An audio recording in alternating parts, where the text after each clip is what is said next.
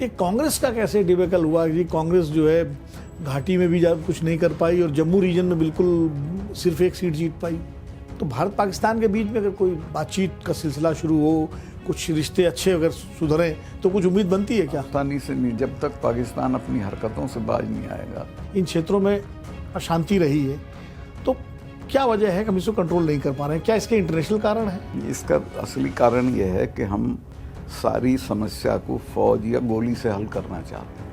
लेकिन इसमें कांग्रेस की भी तो कुछ कमियां दिखाई पड़ती हैं। कांग्रेस की तो सारी कमी मैंने आपको बताया। बीजेपी 24 घंटे पॉलिटिक्स करती है, कांग्रेस खरामा करती है आराम से। हरियाणा तो कोई भी हार जाओ अलग बात है, वो तो हरियाणा के लोगों की वजह से हारे। हरियाणा तो आप हुड्डा और शैलजा की वजह से हारे। मैं अगर राहुल गांधी की जगह हूँ तो इन दोनों को निकाल के बाहर करो, नए लोगों को आओ संभालो। लेकिन क्या अखिलेश यादव और कांग्रेस पार्टी का गठबंधन चुनौती दे पाएगा? हाँ, क्यों नहीं दे पाएगा। अखिलेश यादव और तेजस्वी, इन दोनों पे मुझे बहुत उम्मीद है।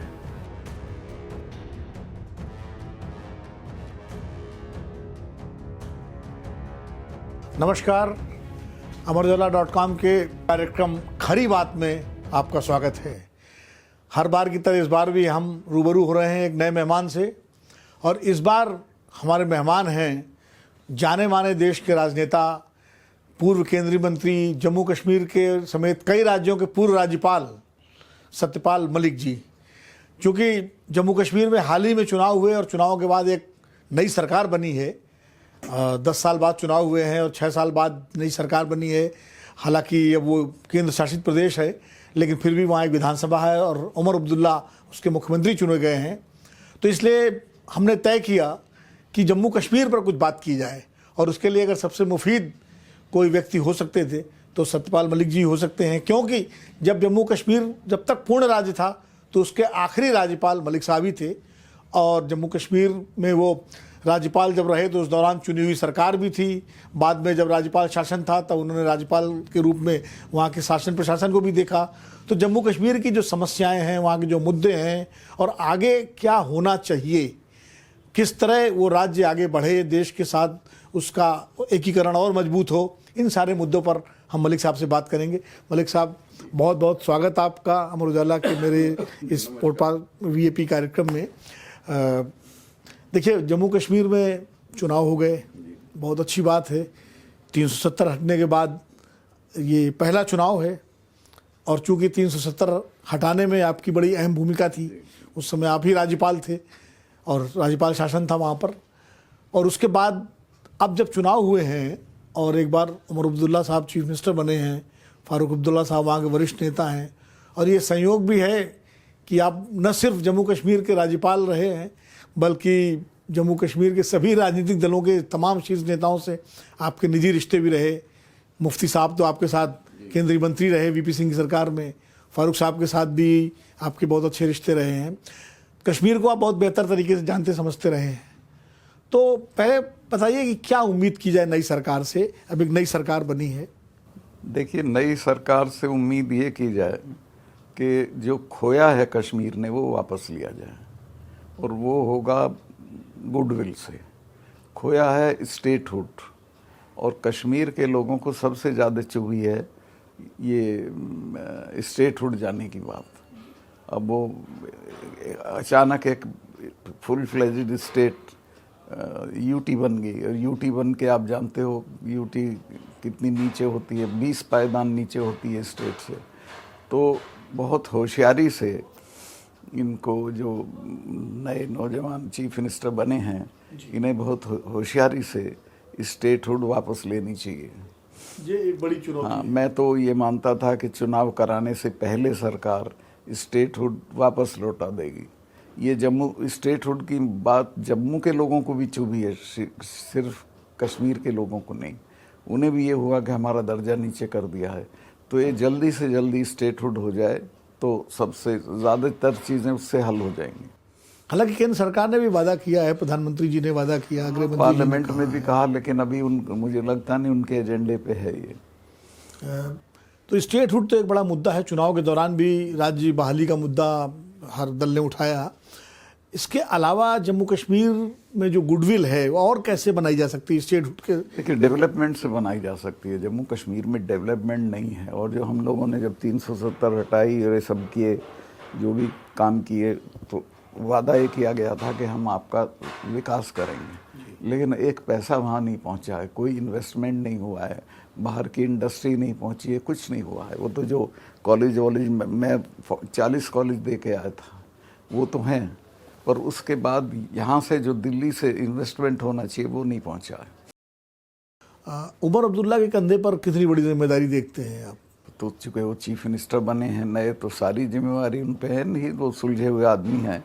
मेरे से तो हो सकता है वो एक आध बात से नाराज़ रहे हों, लेकिन मैं उनके प्रति मेरी बहुत अच्छी भावनाएं हैं और मैं चाहता हूँ वो कामयाब हों। ये बताइए, जो जम्मू कश्मीर में एक तो नेशनल कॉन्फ्रेंस ने काफ़ी स्वीप किया वहाँ पर, खासकर कश्मीर वैली में, लेकिन जो वहाँ छोटी छोटी पार्टियाँ बनी थी और पीडीपी जिस तरह से एकदम साफ हो गई, जो एक ज़माने में एक बड़ी पार्टी थी और नेशनल कॉन्फ्रेंस और पीडीपी के बीच में ही वहाँ चुनाव का मुकाबला होता था।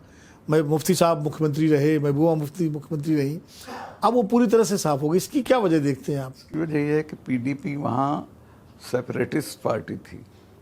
पीडीपी को सेपरेटिस्ट की निगाह से लोग देखते थे, और पहले पीडीपी को हिंदू भी वोट करता था, लेकिन बाद में उनका इमेज हुआ कि सेपरेटिस्ट हैं, तो उनको वोट नहीं मिला उतना। आम कश्मीरी भी उनके खिलाफ हो गए, उनके खिलाफ हो गया। तो इसका एक संदेश तो ये है कि जो अलगाववाद है वो कश्मीर में नहीं चलेगा, वो कश्मीर में नहीं चलेगा। आप जब राज्यपाल थे तो कहा जाता है कि आपने राजभवन जो है सबके लिए खोल दिया था, आम आदमी के लिए, और लोग आपसे मिलते थे, और आतंकवादियों को भी आपने बड़ा कड़ा संदेश दिया था उस समय। तो क्या लगता है कि जो मौजूदा निज़ाम इस समय है, चूँकि अब यूटी है, अब वो फुल फ्लेज स्टेट तो नहीं है, तो ऐसे में उपराज्यपाल की भी एक महत्वपूर्ण भूमिका होगी सरकार के साथ तालमेल बना के रखने की, उसको कैसे देखते हैं? नहीं, उनको मिलजुल के काम करना चाहिए, कोई कन्फ्रंटेशन नहीं करना चाहिए चीफ मिनिस्टर के साथ। ये ठीक है कि इनके अधिकार हैं बहुत, लेकिन चीफ मिनिस्टर की कामयाबी उनकी कामयाबी है, और उनको चीफ मिनिस्टर को सहला के बातचीत करके, नौजवान लड़के हैं वो, और उनका साथ देना चाहिए। डेवलपमेंट के काम में कोई टांग नहीं अड़ानी चाहिए। ये कांग्रेस का कैसे डिबेकल हुआ कि कांग्रेस जो है घाटी में भी कुछ नहीं कर पाई और जम्मू रीजन में बिल्कुल सिर्फ एक सीट जीत पाई? अब ये तो कांग्रेस ही दिक्कत क्या है मैं बताऊं अब आपको, फ्रेंकली स्पीकिंग।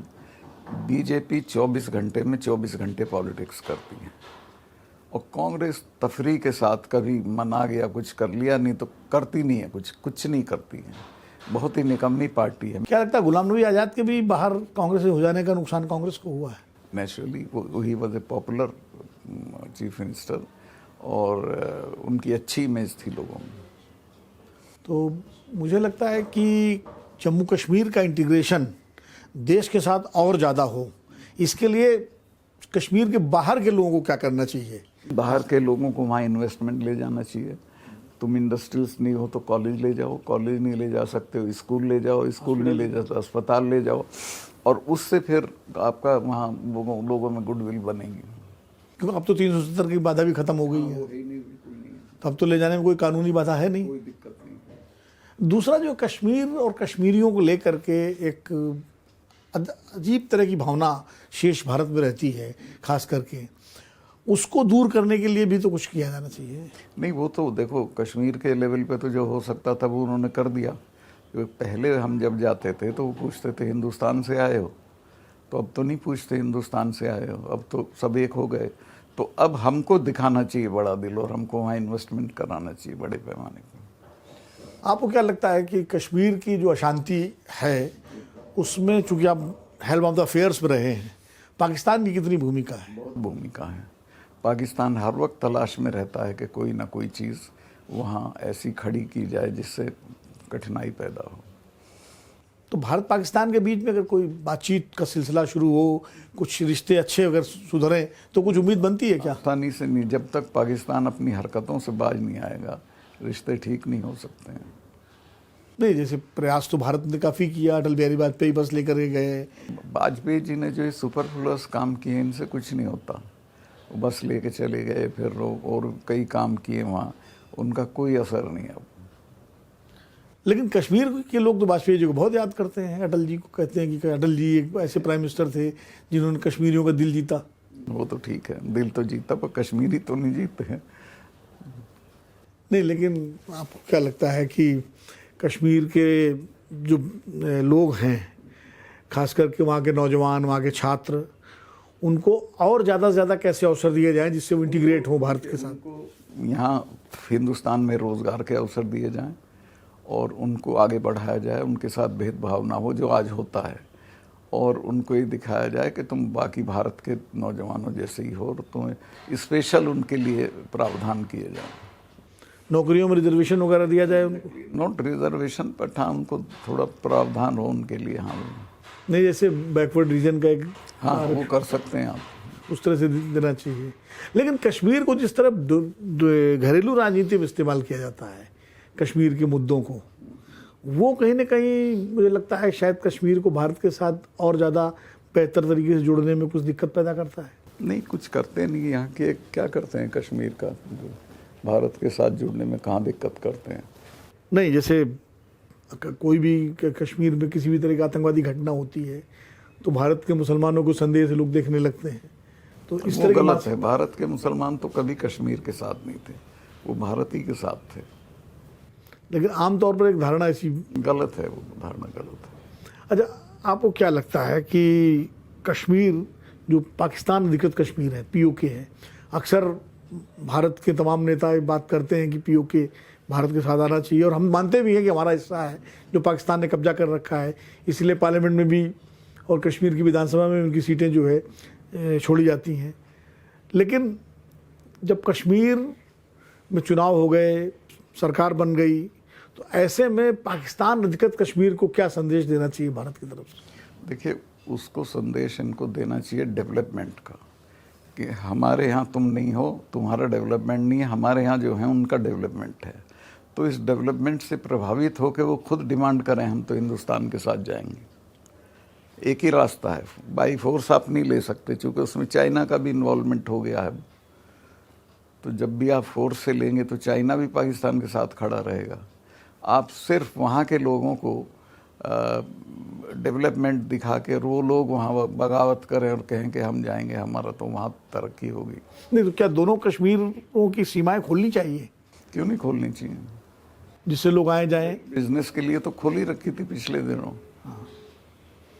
नहीं, लेकिन उसमें खतरा भी तो है, आतंकवादियों के आने का भी तो खतरा है। कुछ नहीं, आतंकवादी तब सब इनका वो है बनाया हुआ खेल। आतंकवादी कहाँ है? वहाँ 250 लड़के कुल पूरी वैली में और इसमें हैं जो आतंकवादी, जो हिंदुस्तान की फौज के लिए एक दिन का चारा है। नहीं, लेकिन जिस तरह वो हमले करते हैं और जिस तरह हमारे आर्मी और फौज की इंस्टॉलेशंस को भी निशाना बनाते हैं, वो तो वो करेंगे, लेकिन आप भी तो करो ना कुछ। डील विद देम स्टर्नली, सख्ती के साथ पेश आओ उनसे, उनके हिमायतियों से जो उनको सपोर्ट करते हैं फाइनेंशियल अदरवाइज। नहीं, ऐसा पिछले कई वर्षों में इस तरह काम तो हुए हैं। अब देखिए, हुर्रियत के नेता कहीं नहीं दिखाई पड़ते, बाकी उनके खिलाफ जो अकाउंट्स वगैरह फ्रीज करने की सारी कार्रवाइयाँ हुई हैं। यासीन मलिक को जिस तरह पकड़ा गया है, तो कार्रवाइयाँ तो हुई हैं, आतंकवादी मारे भी गए हैं। इसके बावजूद कुछ बुनियादी काम भी तो होने चाहिए। उसका कुछ असर भी हुआ है। अब उतनी आतंक की कार्रवाई वहाँ नहीं है जितनी पहले थी। तो इसके लिए तो कम से कम वहाँ के प्रशासन और सेना और सुरक्षा बलों को सबको बधाई दूंगा मैं, अच्छा काम किया है इन्होंने। और भारत सरकार को भी तो बधाई देनी पड़ेगी। सरकार तो बधाई की पात्र रही, सारी खुराफात तो भारत सरकार से ही चलती है। लेकिन एक चीज़ बताइए आप, क्योंकि आप इतने लंबे समय तक राजनीति में रहे हैं, सक्रिय रहे हैं, भारत में कश्मीर और पूर्वोत्तर, नॉर्थ ईस्ट भी एक अशांत क्षेत्र माना जाता है। हमारी इतनी बड़ी फौज है, इतना बड़ा इंडियन स्टेट है, माइटी इंडियन स्टेट है, उसके बावजूद अब जैसे मणिपुर अभी तक 1 साल से अशांत है, या इतने वर्षों से ये इन क्षेत्रों में अशांति रही है, तो क्या वजह है कि हम इसको कंट्रोल नहीं कर पा रहे हैं? क्या इसके इंटरनेशनल कारण है? इसका असली कारण यह है कि हम सारी समस्या को फौज या गोली से हल करना चाहते हैं, जिससे हल नहीं होगी। उसको मोहब्बत से बातचीत करके, इन्वॉल्व करके। अब यहाँ का मामला है मणिपुर का, इसमें मणिपुर एक था, अब आपने दो कर दिए, एक वो जिसको तुमने हथियार दे दिए, एक वो जिन पे हथियार नहीं है। तो जिन पे हथियार नहीं है वो चाइना से लेंगे, कहीं से लेंगे, और झगड़ा लगा रहेगा। इन दोनों को बिठा के बात करके और हिस्सेदारी दे दो पावर में, इतने मिनिस्टर तुम्हारे रहेंगे, इतने तुम्हारे रहेंगे, चीफ मिनिस्टर एक बार इनका होगा, एक बार झगड़ा हल हो जाएगा। कभी कोशिश नहीं की आपने करने की। इसी कोशिश अब तो हो रही है, गृह मंत्री जी ने एक मीटिंग तो बुलाई है। हाँ, तो हल हो जाएगा अगर वो करेंगे, जिसमें मैतेई, कुकी, नागा तीनों को बुलाया। दिल से करेंगे तो हो जाएगा हल। नहीं, आपके तो अच्छे संबंध रहे गृह मंत्री जी से। पर मैं बात तो नहीं करता ना इन मामलों से, but he is competent enough, कर सकते हैं वो। कर सकते हैं। और भारत में जो जगह जगह हिंदू मुस्लिम का एक नैरेटिव बन गया है, जो आप देख रहे हैं, कहीं गाय के नाम पर, कहीं इसके नाम पर, या बहराइच की जैसे घटना हुई, तो इस तरह की जो घटनाएं हो रही हैं, ये बहुत अनफॉर्चुनेट है, ये नहीं होना चाहिए। और हिंदुस्तान को अगर सरवाइव करना है तो एक सेकुलर स्टेट के तौर पे सरवाइव करना है। नहीं, सेकुलरिज्म तो अपने आप में आजकल क्वेश्चन में है, घेरे में है। क्वेश्चन सेकुलरिज्म एक ऐसा शब्द हो गया है कि उसको लगता है जैसे कोई गाली हो। गलत, वो तो हमारे सर्वाइवल के लिए वो जरूरी है। नहीं, जरूरी तो है, लेकिन आपको क्या लगता है जो सेकुलर फोर्सेस रही हैं इस देश में, जिनका हिस्सा आप भी रहे एक लंबे समय तक, उनसे भी गलतियां हुई हैं जिस वजह से माहौल बना? क्यों नहीं हुई, अब भी हो रही हैं। जैसे नहीं, अभी भी हो रही हैं कुछ ना कुछ तो। नहीं, वो मतलब एकजुट नहीं हो रहे हैं, या नहीं, वो जितनी जिम्मेवारी से उनको काम करना चाहिए उस तरह नहीं कर रहे हैं। इनिशिएटिव लेके करना चाहिए सेकुलर फोर्सेस को। नहीं, लेकिन जैसे जिस वक्त वीपी सिंह की साहब की सरकार थी, आप भी मंत्री थे, और अडवाणी जी रथ लेके निकले थे, उस वक्त जो है अगर सही ढंग से हैंडल किया होता उस समस्या को, तो शायद आज ये स्थिति नहीं होती। वो तो मुझे लगता है वीपी सिंह करना नहीं चाहते थे। वीपी सिंह चाहते थे प्रेसिपिटेट हो, वो प्रेसिपिटेट करना चाहते थे, तो इससे उनका क्या फ़ायदा होता? इससे उनका फ़ायदा होता कि वो मुसलमानों के नेता हो जाते। उनको एक शौक था माइनॉरिटी का नेता होने का, वीपी सिंह साहब। वीपी सिंह साहब को। लेकिन वो तो मंडल मसीहा हो गए। हाँ, यही होता है। होते होते लेकिन उसका नुकसान तो पूरे देश को हुआ ना। हाँ, तो देश की कौन देख रहा, सब अपनी अपनी देखते हैं, मेरा क्या इमेज बनेगा क्या।